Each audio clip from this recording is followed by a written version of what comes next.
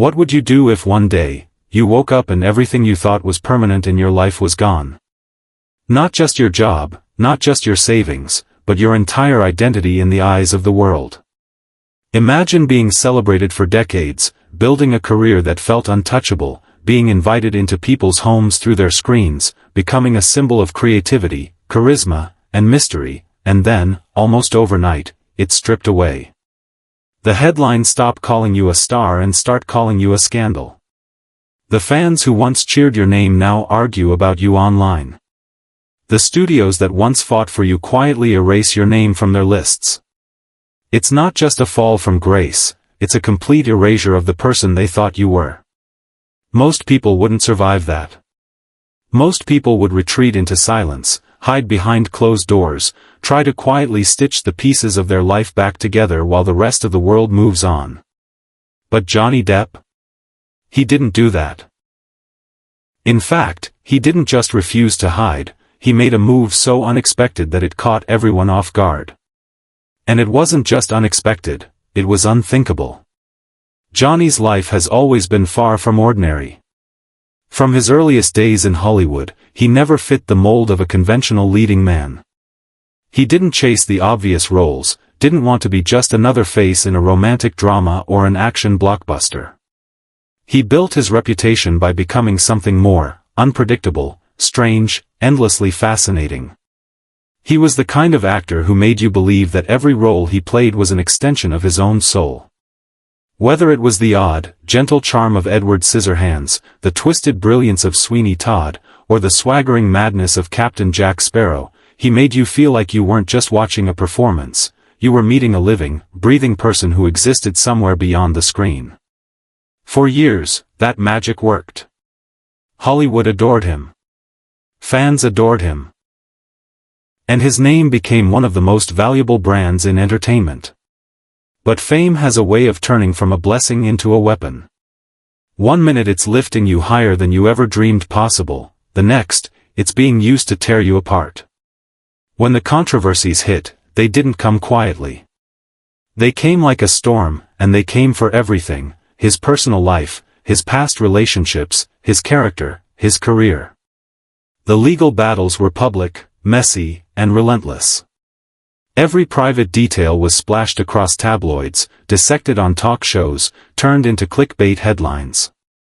Even people who had never seen one of his movies suddenly had an opinion on who he was.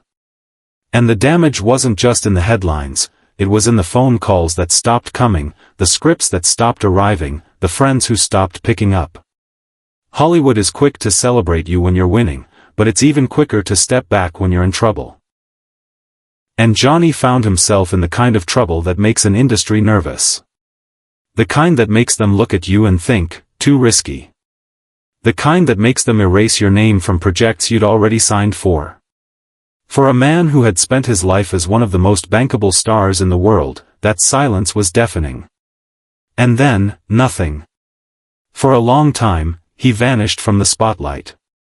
There were no big interviews where he tried to explain himself. No desperate attempts to win over public opinion. No carefully staged redemption PR tour. He just stopped. And in that quiet, people started to wonder, was this it? Was this the end of Johnny Depp? Would he quietly fade away, another cautionary tale in an industry full of them? But silence is a strange thing. It can be weakness, but in the right hands, it can be power. And while the world thought Johnny was finished, he was doing something else entirely. He was listening. Watching. Thinking. And planning. When he finally did reappear, it wasn't in the way anyone expected. He didn't crawl back to Hollywood asking for a second chance.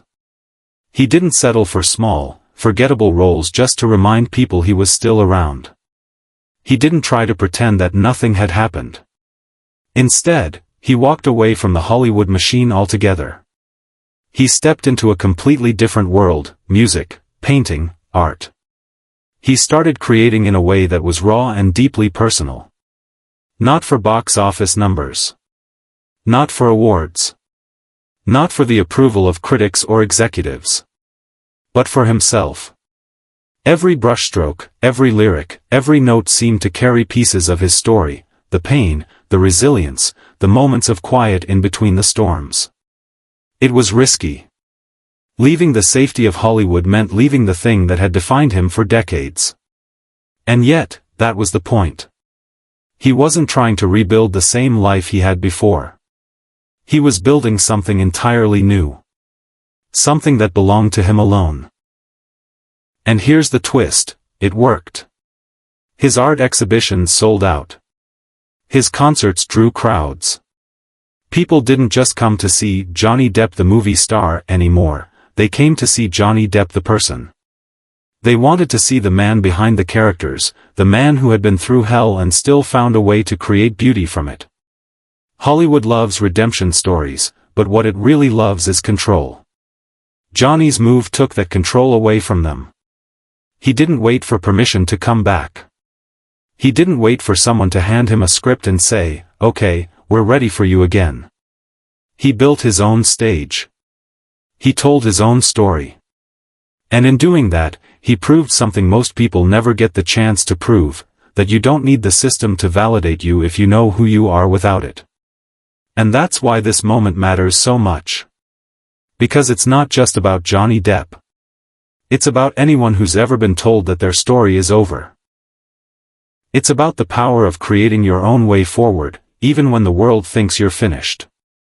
Psychologists call it post-traumatic growth, the ability to take the worst thing that's ever happened to you and turn it into the fuel for something greater. And Johnny has become a living example of it. That's why his fans are so fiercely loyal. Not because they believe he's perfect. Not because they agree with every choice he's made. But because they see something human in his journey. They see someone who lost everything, and didn't just rebuild it, but transformed it into something new. And maybe that's why his story hits so deeply. Because if you strip away the fame, the money, the red carpets, you're left with a man who faced the same questions any of us would if we were standing in his place. If you lost everything tomorrow, what would you do? Would you fight to get back what you had? Or would you walk away and create something the world didn't see coming? Johnny's answer was clear. He chose the second path. And in doing so, he showed that sometimes the most powerful comeback isn't about returning to where you were, it's about going somewhere you've never been before. So maybe the lesson here isn't about Hollywood at all. Maybe it's about life. Maybe it's about understanding that your worth doesn't come from the titles you hold, the money you earn, or the approval you get. It comes from what you do when all of that is gone. It comes from the courage to face the wreckage and say, "All right. Let's start again."